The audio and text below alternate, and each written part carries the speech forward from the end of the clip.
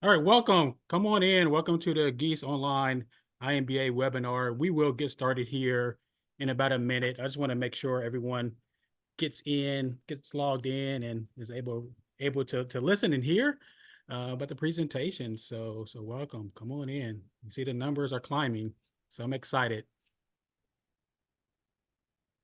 And for those of you who are already logged in, if you want to scan the QR code at the bottom of the screen to get some questions answered, you can do so with your cell phone. And so while we wait for others to get logged in. All right, we're going to go ahead and get started. Welcome to the Gies Online Masters in Business Administration iMBA webinar. My name is Marcus Phillips, one of the Associate Directors for Gies Graduate Programs. I'll be your presenter today. And I'm so excited that we actually have a current learner that will be joining us as well, Stephanie. And we will do the introductions here in a little bit, and then also Grant will be helping out in the chat and Q&A section. So if you do have questions throughout the presentation, try to ask those questions in the Q&A as opposed to the chat. It helps us to be able to try to get to as many questions as possible. For those of you who just joined us, as I mentioned before, if you have questions, you can scan the code to connect with our team. So I'm really excited that we are here ready to learn a little bit more about iMBA here at the Gies College of Business. So we always like to get started of just seeing where people are chiming in from. And so if you want to join by the web at the top of the screen, there is the link. You can type in that link, or you can go to the QR code and just let us know. Just click on the map and just let us know where you're located. We'd love to just see where people are coming in from. We do have a global community here at Gies, and again, just love to see where people are chiming in from. I see someone in the middle of the United States. So I see someone, I think, in Central America chiming in. So it looks like most folks are coming in from the US or North America. I think I see a Caribbean location there as well. So I see the East Coast, West Coast, Central location. So great. I'm glad. Oh, we have someone from South America. So joining us today. That is really awesome to see. Thank you all for participating in that particular poll. So we're going to do welcome and introductions. So I already did a welcome and do introductions here shortly. Going to touch a little bit on the University of Illinois, as well as the Gies College of Business. Then we will kind of dive into Gies Business Online, and which will include an overview of the iMBA program, as well as the curriculum and content. And then towards the end, going to touch on application tips and tricks. And hopefully by about 8:45, 8:50, I'm sorry, 6:45, 6:50 Central Time, 45 minutes from now, we should have some time for a Q&A. And so I want to go ahead and allow Stephanie to introduce herself. Stephanie, if you want to just let us know where you're chiming in from, obviously how far along are you in the program, a little bit about your background. Sure. Yeah. Hey guys, my name is Stephanie and I am in the iMBA program. I started in January of 2023. So I am a little over halfway done, looking to graduate May of 2025. So really enjoying it so far. I actually live here in Urbana, Illinois.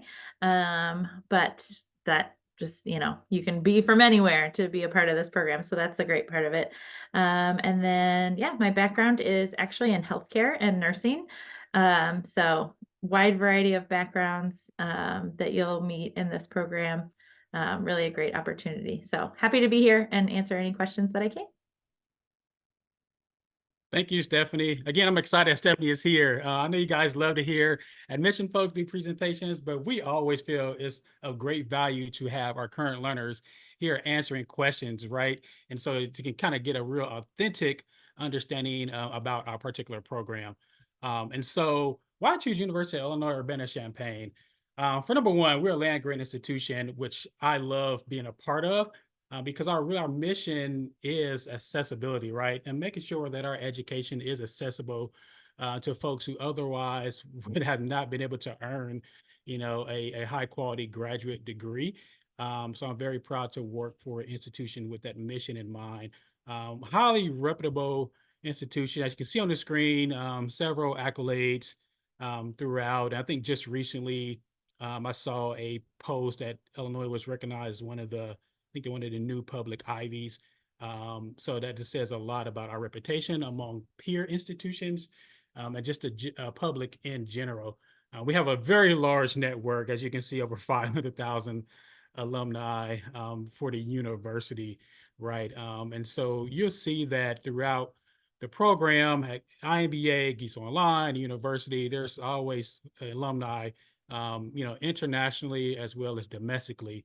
Typically, when I'm out traveling, I always have my lapel pin on, and every time I'm in the airport, someone is stopping me, chanting the ILL, and so it's really really good to know that folks recognize, our institution and understand it's a high quality institution as well. And so our College of Business has been recognized, had a strong reputation for years within the business world and the business community.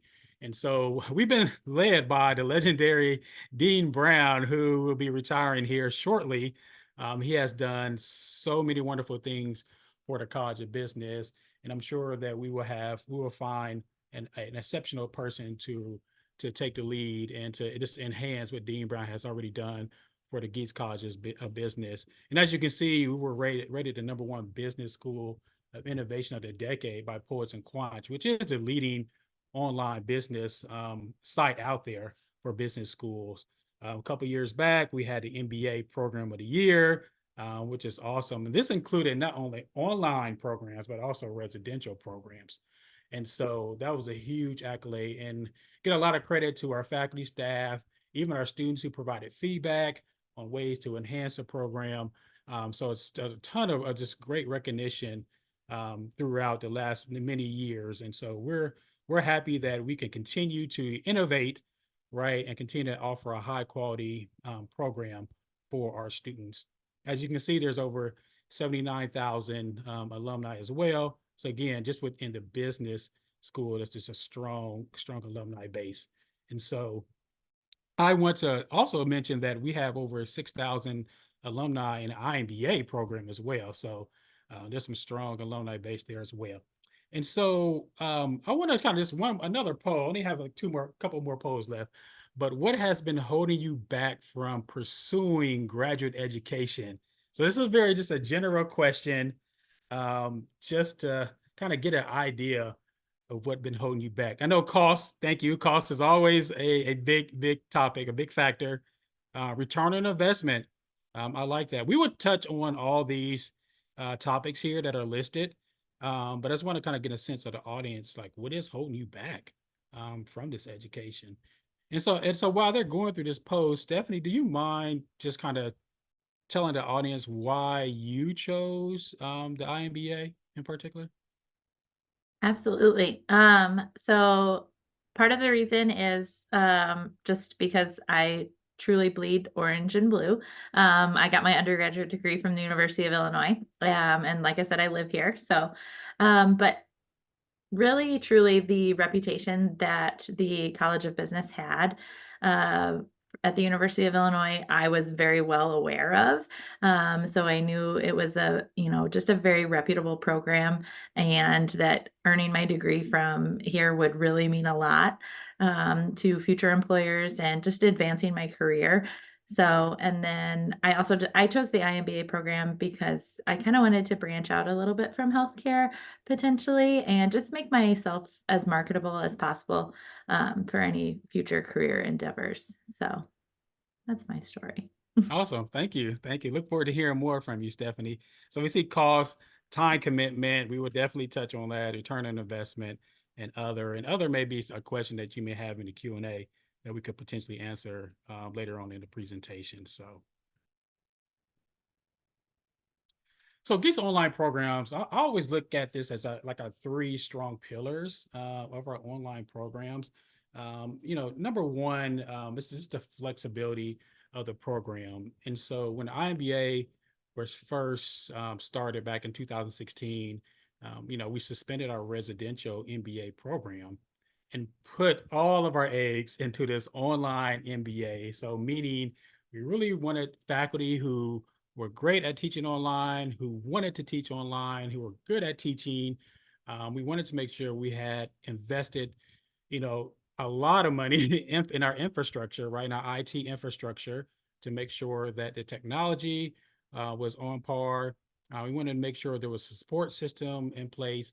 And so we want to also to make sure that our program was set up to allow the students the flexibility, right, to be able to pursue an online iMBA while at the same time probably working full time, or we may have some learners who have kids or other obligations, and so we wanted to make sure that it was flexible enough, and I'll touch on it here in the presentation. So that was one big pillar of our program, with the flexibility. The online by design, like I mentioned before, we started this prior to the pandemic. And so our program was not a program that was thrown together because of the pandemic. It was prior to the pandemic that we have already started our online program several years before the pandemic. And so we were able to, make some enhancements and continue to build on the quality of the program. And then the last part was the stackability of our programs, and that was really important for us when it came to our mission of our university. And so making sure that it's accessible, as well as saving time and money, right? And so so there's ways that people through different access points that they can get into Geese online program, and this could lead up to the IMBA. So I just wanted to just touch on this briefly. And so, as you can see, there's a kind of like building blocks. Just kind of give you an example. So these are ways that students can access education through Geese Online. Some people may feel just comfortable starting a free online course, or a MOOC or massive online open course through our partner Coursera, right? And so, you may not feel comfortable going right into an MBA program. You want to kind of get a jump start on just some knowledge of a certain area, for example, in finance, right? And so you can do this self-paced course. And then if you wanted to, have a little bit more engaging experience, then you can take a 4 credit course, right? And that 4 credit course is where the high live engagement component comes into play. Some students may just start off in a 4 credit course, and then they may want to stack that into a graduate certificate. And then students can take a graduate certificate and stack it into a degree program. We have had some students start off in the IMSM program and stack into the IMBA. So we try to provide access points to reach learners, where they are, right, in the process. And so, Stephanie, did you go right into the IMBA, or did you start off with the other access points? I did. I started right off with the iMBA, so just jumped in with both feet. But I do know people who have done, I think, all of these pathways for the most part. So that are either stacking or just started with doing the online courses. So yeah, Mhm. Awesome. And like I said, Stephanie, she went that route. She was ready to go for the graduate program. And again, wherever your comfort level is, you can start off in any of these pathways like she mentioned earlier. I do want to just touch on our graduate certificates. We do have 13 graduate certificates listed on the screen, and these are 12-hour certificates, transcripted credit. And so there's a brief application process, and again, they are stackable into any of our 3 degrees that are listed: IMBA, IMSA, and IMSM. And again, these are degree courses as well, right? So for some of our students, they may not feel they have the time to commit maybe 2 years to a full-fledged degree. They feel like, okay, maybe I can get it, I can get it done in 8 months or what have you. My employer really needs me to have this certificate or this knowledge base. And so this may be a route to go. And again, these stack right into our graduate degree programs. So there's some quick facts about the iMBA, which I love to share because the quality of our program you wouldn't find this cost, right? It's under 24,000 for the entire program, includes tuition and fees. And so I think it'll be hard pressed to find a high quality program like ours at this price point. And so I think that's what has driven our numbers, pretty high just because of just the cost of loan. But then the flexibility is there as well. So you have 24 months to complete the program, but you have up to 5 years to complete the program as well. We understand sometimes life happens, and you may need to take an 8 week off for whatever reason. And so we provide that additional time to be able to complete the program. And again, the flexibility is there, or we can, there's 5 start dates. So you don't have to just wait a whole year until August to begin. And so, again, we want to make sure that you have the ability to start, different times of the year as well. Stephanie, are there any like small costs? Have you experienced any of that yet? Like maybe there's a package that may be required to purchase for like $15 or $20. Have you experienced that at all? Yeah. So, and it's not much. So I will say I can't even remember how many classes I've taken so far, but over a year's worth, and I usually do two at a time. But some of the classes will offer a they call it a course pack through Harvard Business School. And it's usually kind of a collection of articles or case studies that yeah, cost like $20 maybe, depending on how many studies are in there, but that is in place of a textbook. So there, at least I have not come across any textbooks. So there's no, 500, 600 big giant textbook that you're having to purchase. So that's all other expenses that I have come across. Okay, awesome. That's great. That's great to know. And so with the quick facts, there's a couple other numbers I'm going to kind of just share with you as well. So we take a lot of pride in our program that we have quite a few of our learners are working professionals. As you see the average age, but it's 11 years of work experience. And so students need at least 3 years of professional work experience at minimum, as one of the requirements for entrance into the program. And so, we have career changers. I mean, Stephanie's a prime example coming from healthcare. We have folks from so many different sectors, within our program. Over 50 states, territories represented, over 100 plus countries. Like I mentioned before, it's a global network. And yes, we do have folks from Fortune 100 companies to small business owners, to professional pilots. There's a range of folks, in this program. So I love the fact that you had that diversity of sectors that kind of enriches that learning environment. And so, Stephanie, when you applied, you said you were still in the healthcare system. Did you feel that your experience had helped you through the program, or have you been able to engage with folks from various industries as well? Yes, lots of different industries, things yeah, some people have business backgrounds, finance backgrounds, data analytics backgrounds. I've met several healthcare workers. I actually know somebody that works at a sister hospital of mine, that's also in the program. Just a wide variety. And I think that really helps because and especially with the average, like, work experience that people come with. Some people are later in their careers, and some of us, are a little bit earlier on in our careers, and just the wide variety of input and ideas and things that you get from, interacting with the other students has been invaluable. Last I heard, I think the youngest was around like 25 around, and I think the oldest was like 72. So, so we have a age range as well, in the program. So, and it, of course, you know, our students seem to be satisfied with the program. As you can see, those numbers going across. We get a lot of questions about job placement, about career advancement, and so you can see those numbers there. With the pay increase. But there's one stat that's not here that I do want to mention, And so 90% of students on their final survey would recommend or highly recommend a colleague, a friend, or family member um, to our program, right?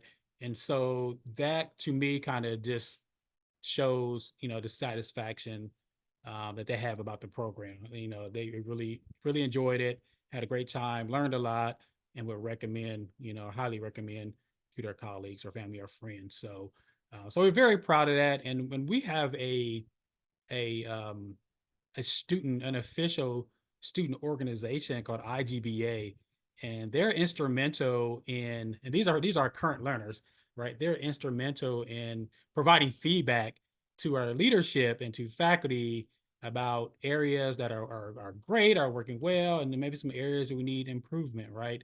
And so if I don't know if any other online MBA program has a certified, you know, student organization. But we do, and they've done some fabulous things for our program. So very happy that we had it in place. So let's kind of switch gears and talk a little bit about the curriculum and content. And so, when this program was first started, our faculty and leadership really dug in deep to make sure that the curriculum had the breadth and the depth, right, to be high quality.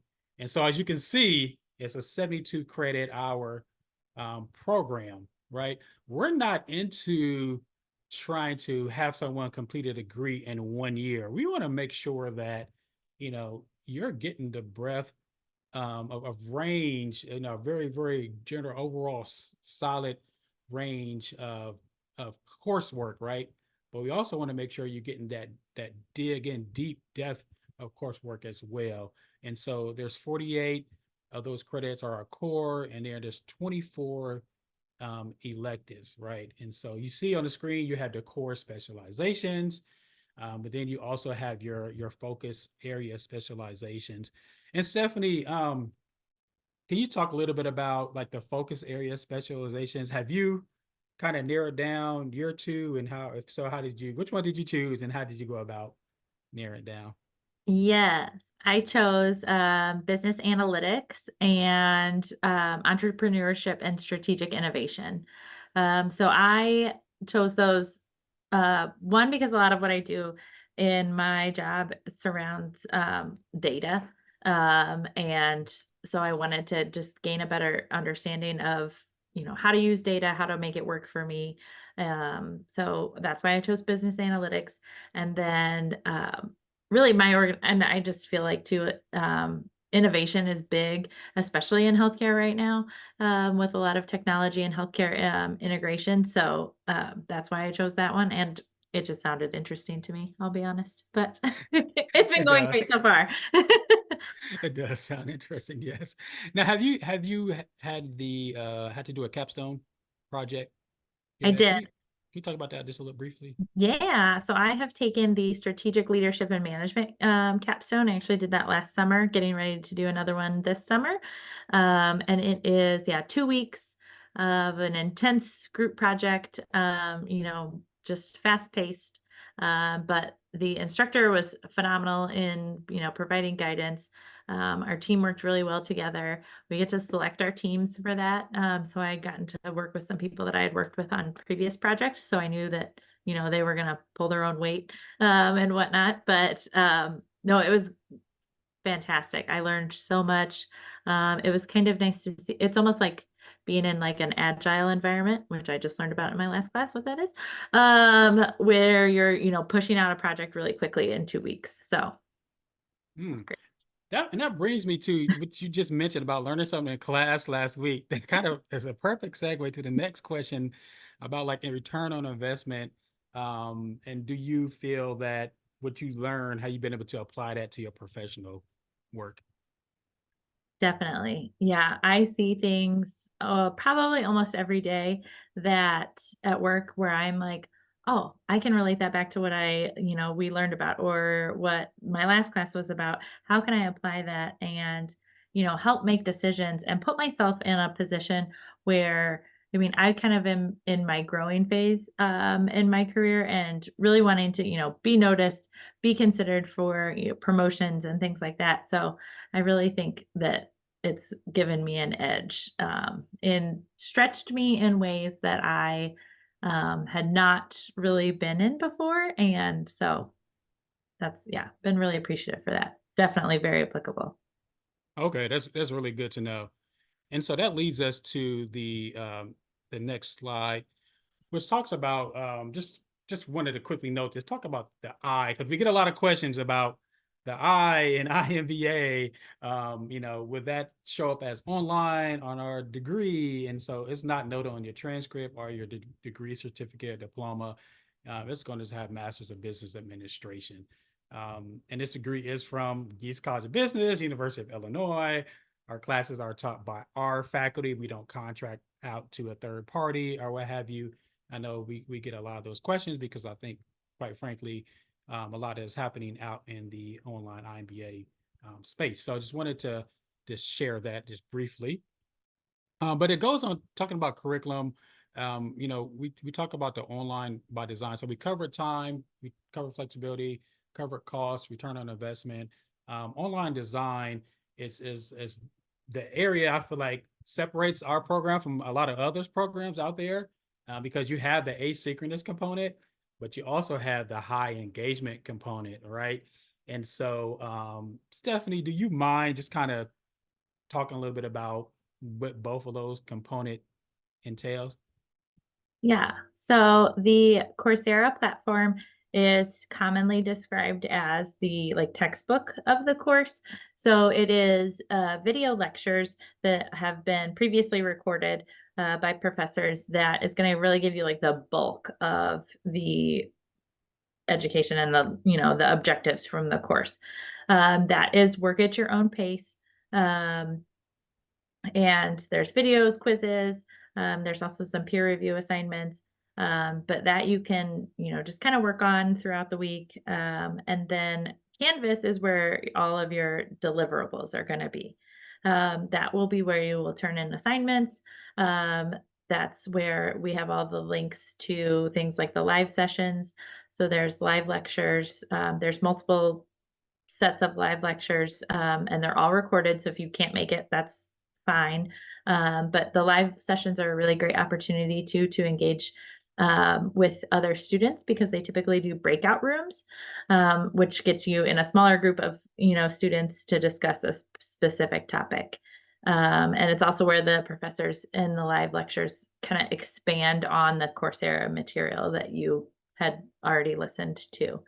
But yeah, there's team projects, assignments, all that's in the Canvas portion. So Okay, thank you for that. And so, um, with the online with the high engagement, like the live session or what have you, and I know it can vary from professor to professor.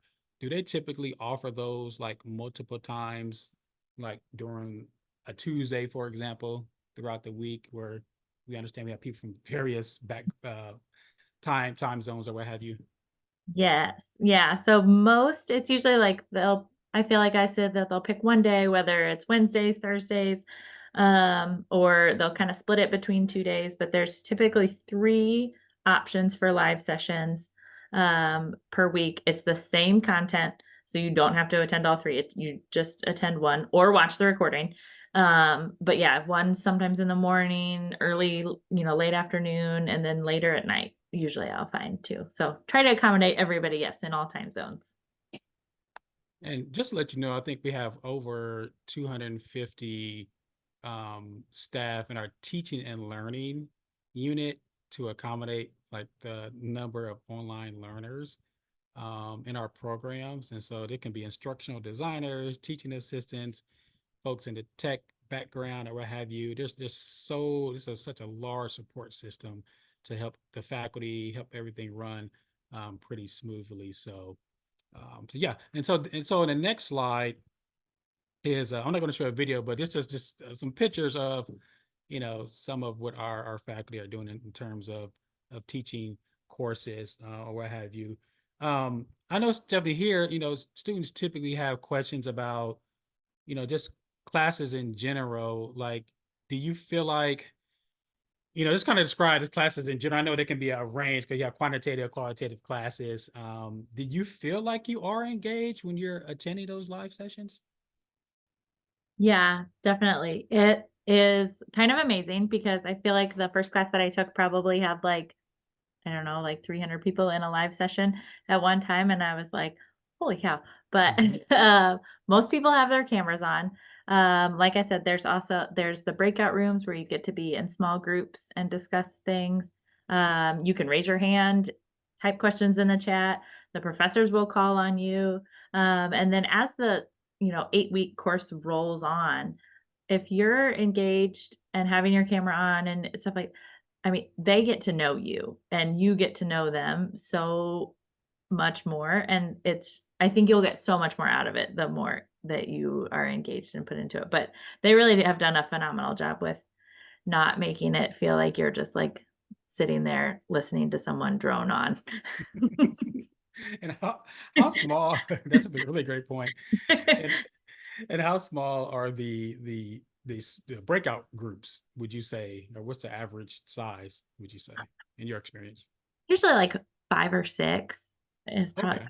yeah, sometimes 4. So it's really a great opportunity to get to know, and then sometimes they'll do, like, 2 breakout sessions in one live lecture, and Okay. they'll usually try to put you with the same group again. So I feel like you get to then, like, come back and follow up and really engage, so And at the beginning, correct me if I'm wrong, but is at the beginning of each 8 week, do you provide the professor kind of like your availability? So they try to match you with folks in similar time zones or interests? I'm saying yeah. this right? Okay. Well, so they do that for, typically for the team projects too. I know if there's any Okay. team assignments, yes, they will ask you to put in your time zone, and then if you have, like, preferred meeting times. So usually I say, like, weekday evenings or weekends, just because I'm in Central Time Zone and work, Monday through Friday, so that works for me. So they do their best. They honestly, I have had a couple of people who are on the other side of the world for me, but, Mhm. in a group with me, but you make it work, but honestly, I feel like they have to work really hard to pair all of us as well as they do. Sure. There's that effort is out there, right? So that's good, good to hear. Really, really great point there. So okay, awesome. Thank you for sharing. And Stephanie mentioned working in a group setting or what have you. I mean, that's just a great way to obviously you're working together, but it could be a great way to network, right? With your peers as well. And so that kind of leads us to this next slide, which is networking, which we really take a lot of pride in as well. We want to make sure that you're not out there on an island.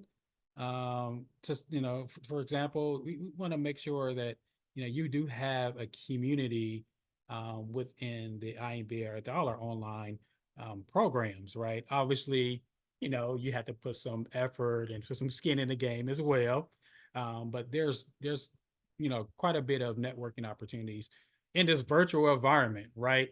We get these questions all the time, am I just going to be doing my work by myself with no engagement whatsoever, right? And so, but you can choose to really get involved and get engaged because there's tons of opportunity to do so. And so we offer it through like Geese-led opportunities, and then there's student-led opportunities. And I kind of touch on some of these as well. Before I get started, Stephanie, out of any of these opportunities, have you taken advantage of any of them so far? Yes. So, well, one, like I said, I live here, Hmm. so it's pretty much mandatory. I feel like if you live here that you have to go to iConverge. I feel like I would have been shunned. But iConverge, and had answered this, I know a couple times in the Q&A, or seen this pop up. iConverge is in September, every Hmm. year, and is just a huge gathering that they put on networking events. There's, seminars. There's after seminar get-togethers too. What I think it's Thursday through like Saturday, Sunday usually. Hmm. Yeah, Saturday. Um, Hmm. and that's just a great time. There's also like they do IGBA puts together spring meetups, winter meetups here. And then I've also shared, there's some student led meetups that's on here.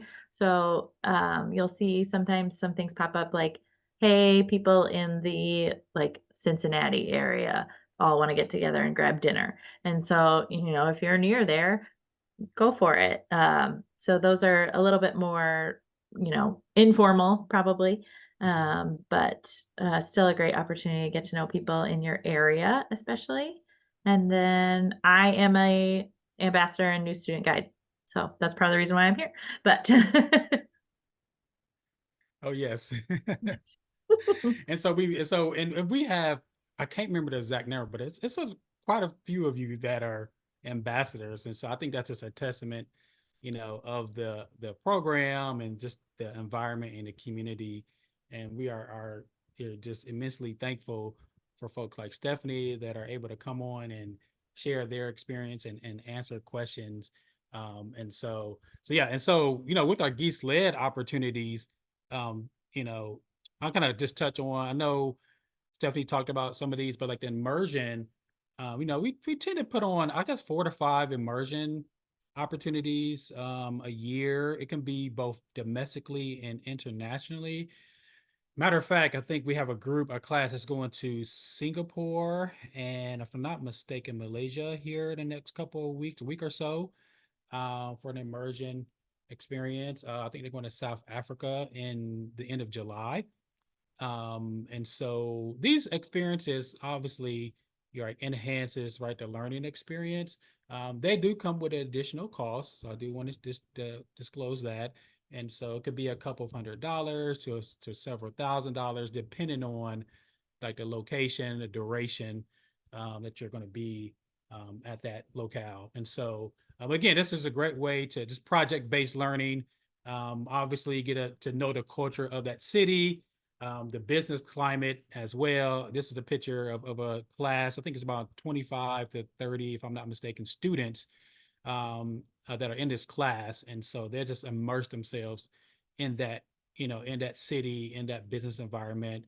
I think towards the end, they do like this challenge where they're doing a group presentation in front of executives to kind of pitch their solution to a live problem that a company in that area is trying to solve, right? So you get a chance to apply what you learn in the classroom. So the ROI is there as well. And so just one example. I know Stephanie mentioned iConverge, which I love as a staff member because I get the opportunity to see some of the students that I interviewed during the admission process. Um, and just to see the buzz and the energy, on campus. Last year we had over 500 of our students and alumni attend. So that's a cool thing about the program as well, right? Where you create that community where once you're finished with the program, we're not going to say, hey, you can't come back here anymore and be a part of the community. And so we had quite a few alumni who will come back. I mean, several years after they graduated, because they may have missed it during the time they were in the program. And so we still want to provide that opportunity to be able to come back and connect, right? So again, that's that networking piece as well.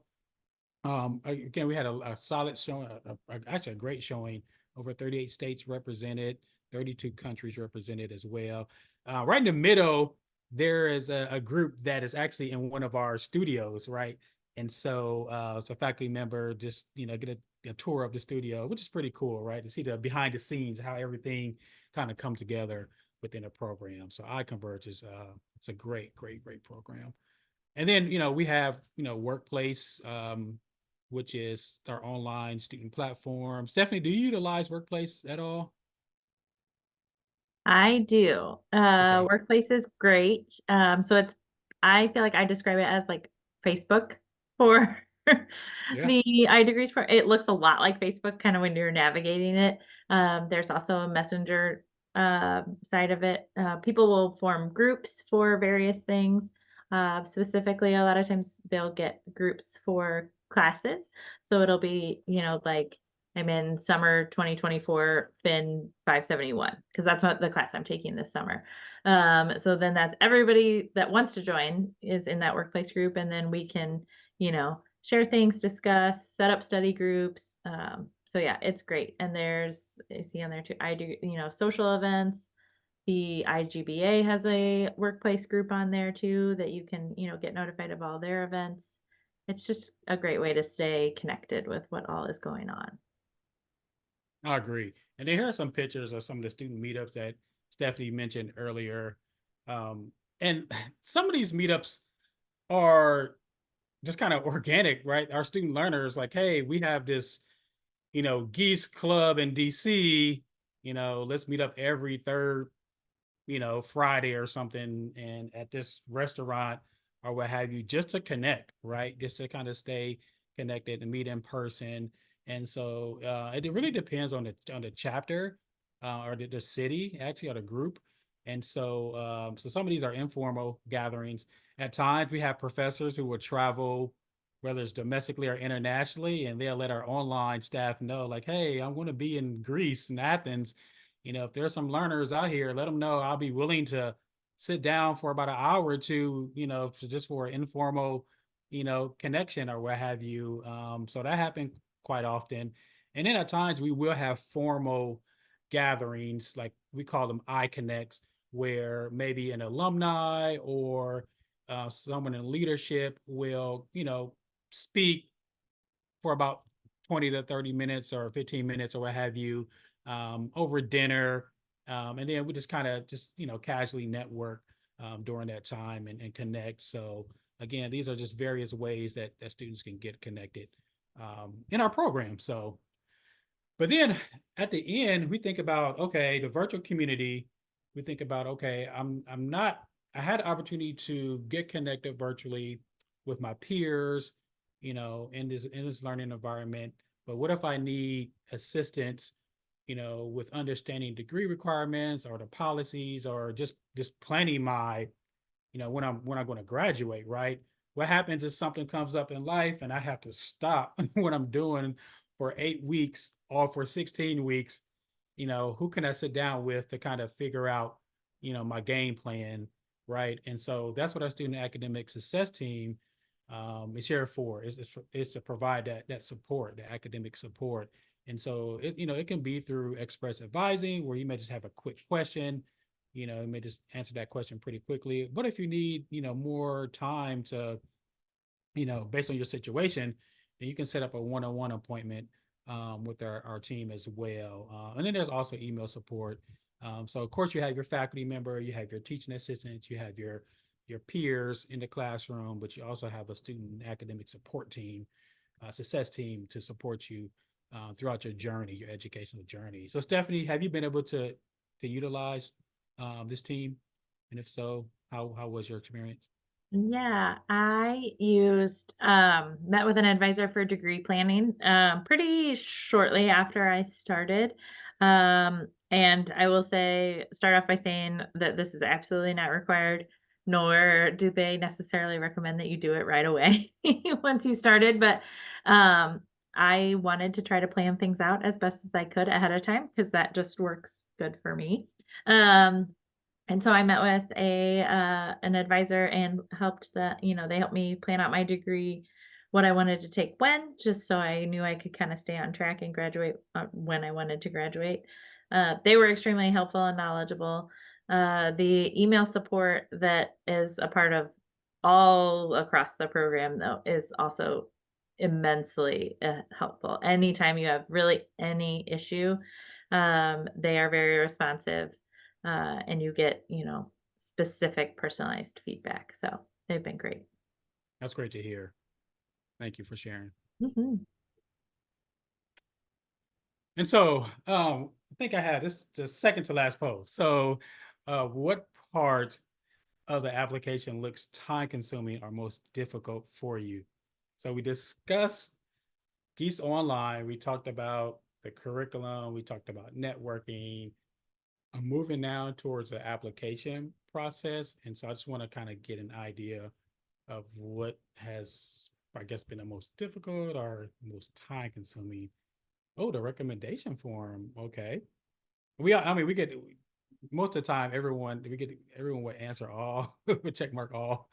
But okay, listing work experience. Okay, that's a good one. And I touch on all these. Okay. And so let's kind of talk about the application requirements. Well, first and foremost, we we look at applicants from a holistic standpoint, meaning we're going to take pretty much all these factors that are listed into consideration for admission. And so, number one is a resume, right?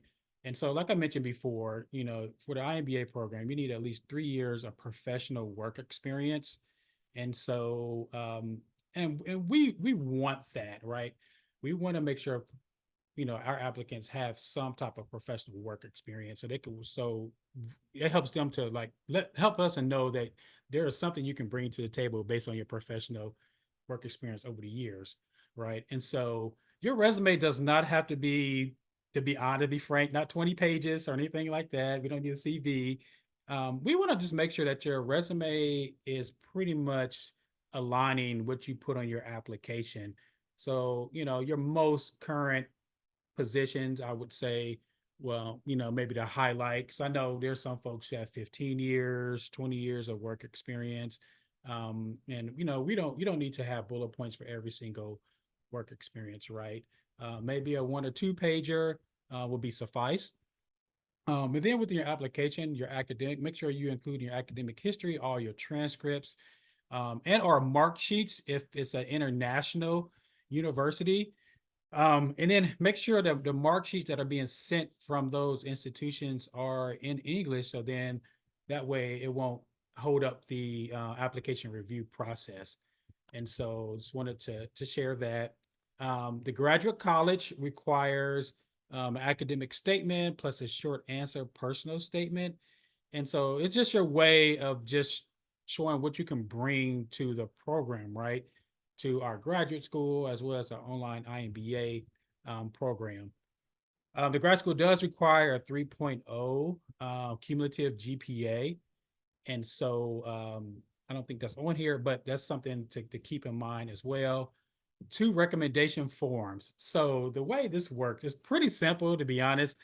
You will just provide us on the application, you will just list 2 people, their name, their email address, and we will send the recommendation form to those your contacts, and they will fill out the forms, right? And just submit it back to us. And that's it. They do have the option to provide a recommendation letter as well if they feel like they want to provide that. Doesn't hurt, but it's not required as well. So there's some test scores that are required for international applicants only.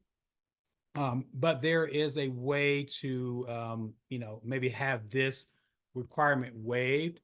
And so we actually have a link to a page that kind of lists out all the exemptions. There's a waiver essay as well. Maybe towards the end of this call, I can provide a link to that site, 'cause we do get a lot of questions about it. There's no GRE or GMAT required. And so I know that's good news for a lot of folks. I had to worry about that. I took the GRE and I didn't didn't like it. But if you took the GMAT or GRE and you feel very strongly about your scores, you can submit your score. That's just another data point we can use in the review process. And then also the scholarship essay, that really depends on when you apply. And I'll talk about this here shortly. But then one thing I wanted to point out was a performance-based admission track. And so what this is basically an alternative route into the iMBA program. So for some students who may not feel ready to dive in directly into the iMBA program, they tend to choose a performance-based admission track. So basically what this is you'll take 3 courses and you have to earn a B or higher and have a cumulative GPA of a 3.0. You're only allowed to take 1 course at a time. And so if you hit those benchmarks, then you're full-fledged into the iMBA program. And the good news is you won't lose any credit or time. Those classes you took will apply, to the iMBA program. The second piece is, the admission committee may feel like, okay, this person may not fully be ready for the program. We're going to go ahead and recommend them for the performance-based admission track. And so they will communicate all that information to you if you were selected for that particular track. So these are kind of like the application requirements. The review process, we do have an awesome team admission counselor staff that will review your application to make sure we have all your information completed. They will reach out if there's additional materials required.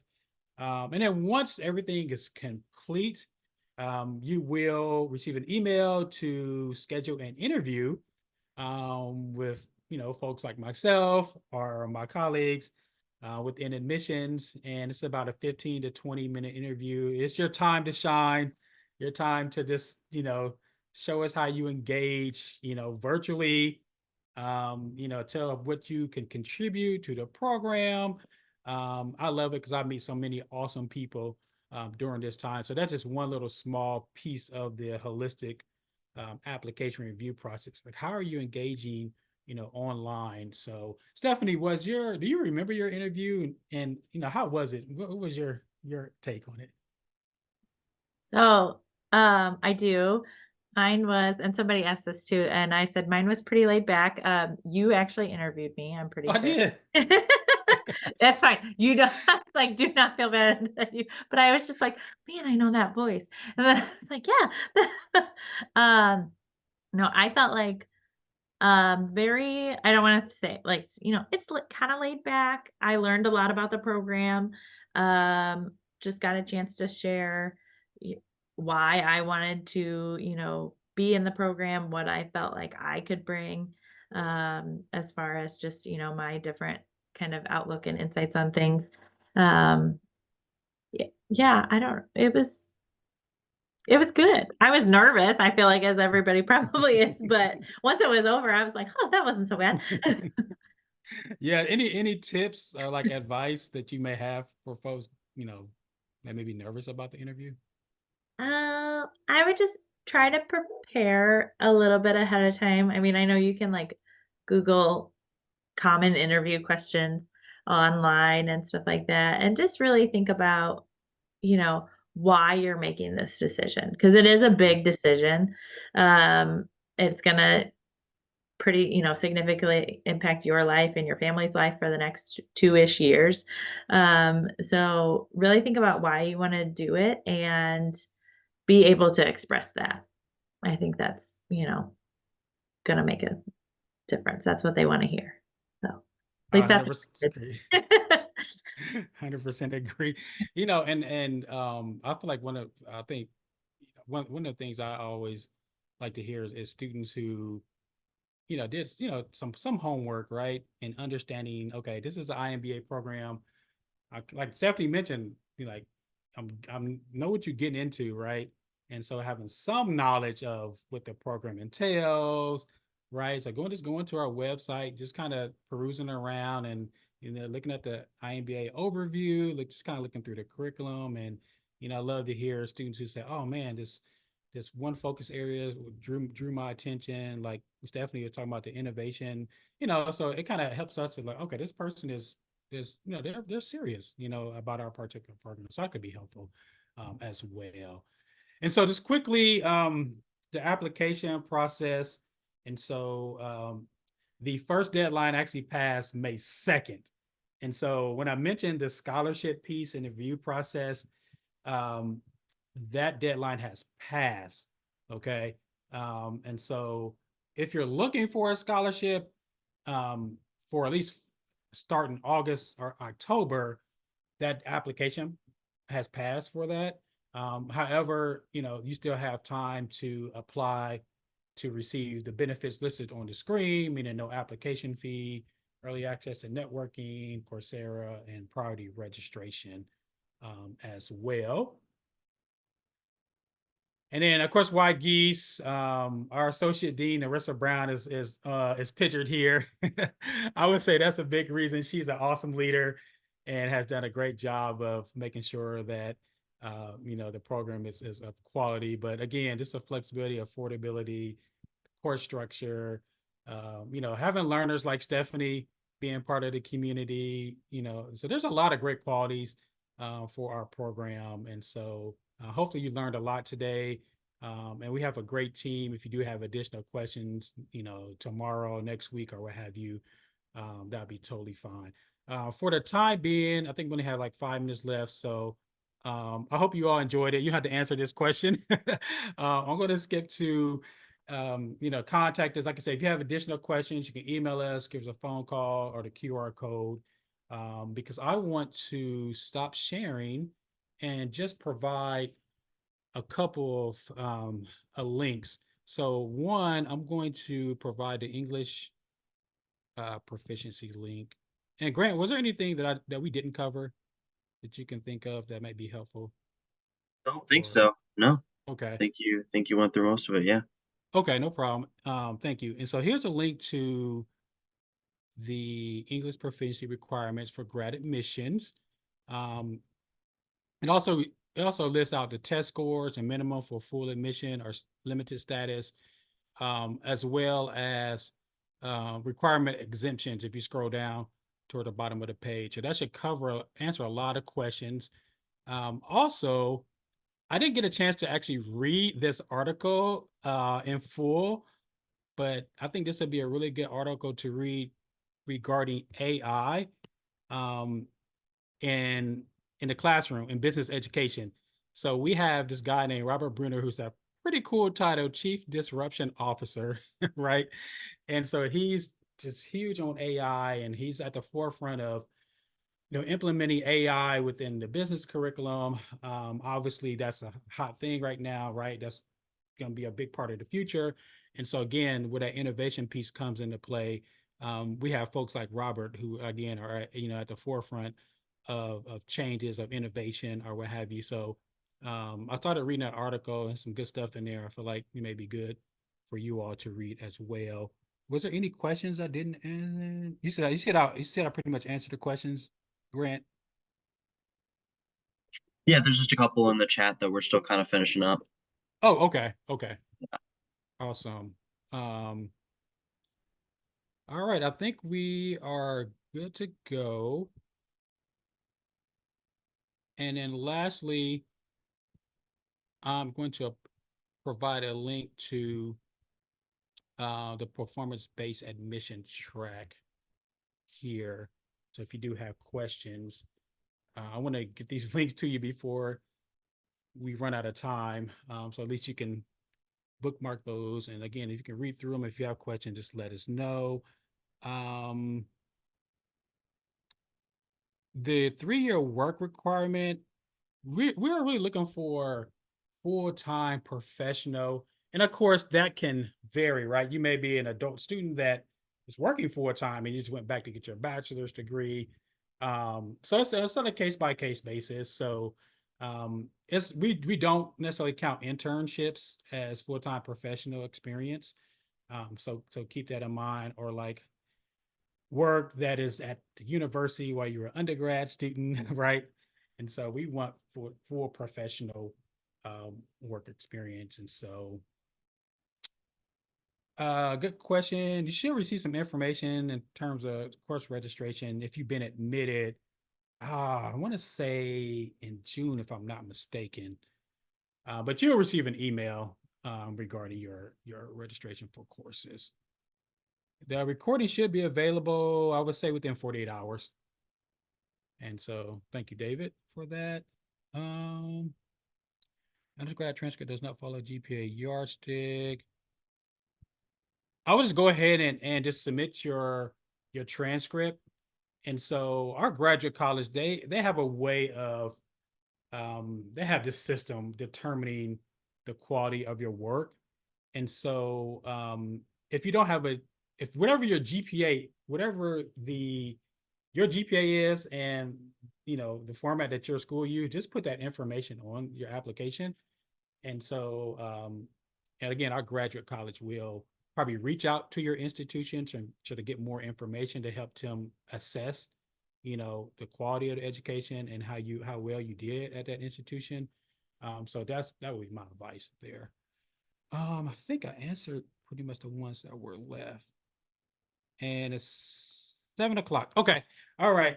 Well, thank you so much, Stephanie. Thank you so much, Grant. Thank you all for being here and asking some great questions and listening throughout. So take care. Hope we'll see you in the program. So have a good day, good night, good evening.